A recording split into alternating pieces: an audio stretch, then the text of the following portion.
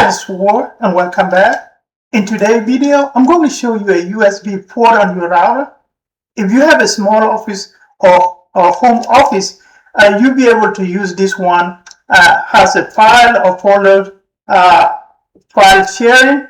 You're going to need a flash drive to be able to save and then share those file or folder or pictures on your computer. Connected to the same network at home or small office, they'll be able to share files and pictures and folders in that small network.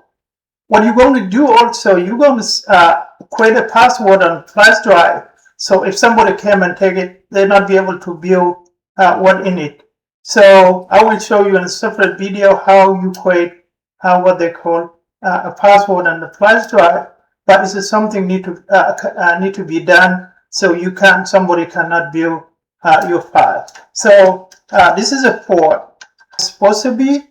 So after you log in, and what you're looking for is called ReadySHARE. So on your modem, when you log into this router, you're going to see an icon that says ReadySHARE.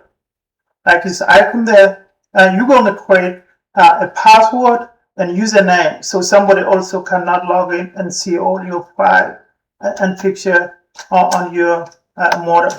But it's a good one to do because today we work at home, so you need it to be able to share all your file and folder at home.